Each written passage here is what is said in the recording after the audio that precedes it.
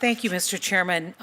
This is always an area of incredible frustration for me because I believe that every time the word state and local government appears in the code, we should also read tribal government and think about what that means, and that the parity doesn't exist. And there's just some egregious examples that we've been working to try and change, like the bill that I introduced that has been put in Senator Moran's Tribal Tax and Reinvestment Act, which basically, if you get a adoption tax credit, you don't get it if a tribal court's ordered it.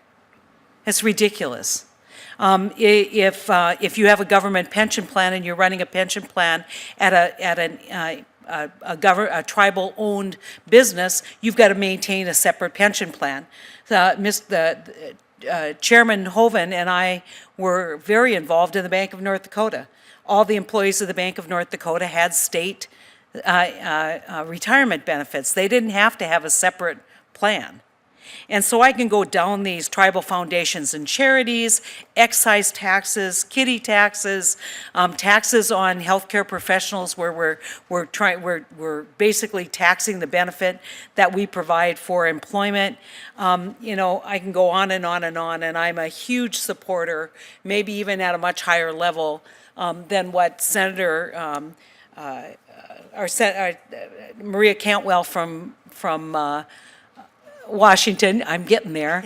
Washington has put in her bill for the tax credits. Anyone who's done any housing work, which we did in the state of North Dakota, knows that those tax credits are the most significant program. But if they simply go to the states and there's no direct requirement for parity or for including those in tribal governments, that is incredibly frustrating. And I want you to know that we're going to look very closely at any kind of tax rewrite to try and see if we're going to fix these problems that we know exist as a result of the failure of people to understand who don't have Indian country in their jurisdiction that tribal governments should not take a back seat to state governments.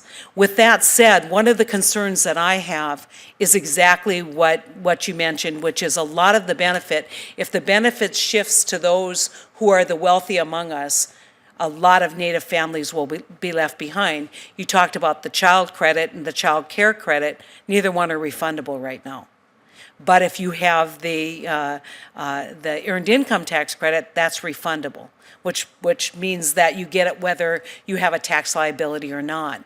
And so we're going to look very closely at the demographics of tax reform to see if, in fact, there's a huge disadvantage for those people who are working poor, which is a huge category of folks who work on the reservations. And so I'm just curious about the balance that we're going to have to achieve here, which is giving tax relief, not blowing up debt and deficit. Already we know we're underfunding treaty responsibilities with appropriations.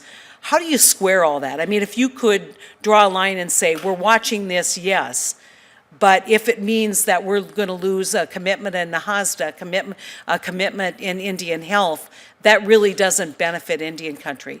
How many of you have thought about that trade-off?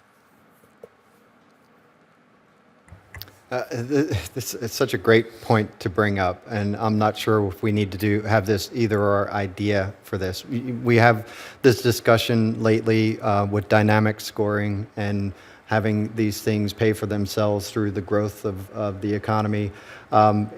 We do need the treaty obligations, the federal trust responsibility. I'm not sure why Indian healthcare is a discretionary expense. Military healthcare is not. So let's move on the different side of the balance sheet here when we're talking about the obligations that are some of the highest obligations in the land.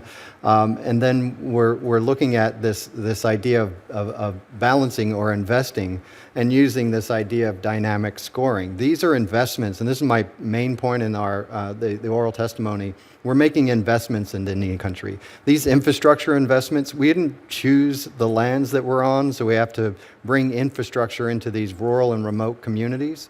So we have to have a way of building these communities and a different way of looking at this on the international level of building that infrastructure to create those jobs, to create these sustained economies, and like the chairwoman has mentioned, for tribes to be able to pursue economic development, create these opportunities, and build the better quality of life for their citizens. So I think that argument of saying, well, do we choose the investment or do we choose these obligations?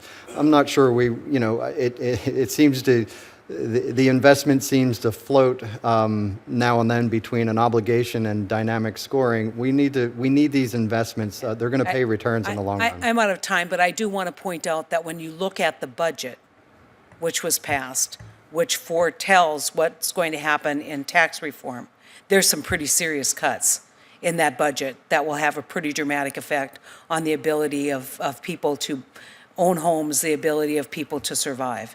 And so where I would agree with you that we're being offered a false choice, why should it be one or the other?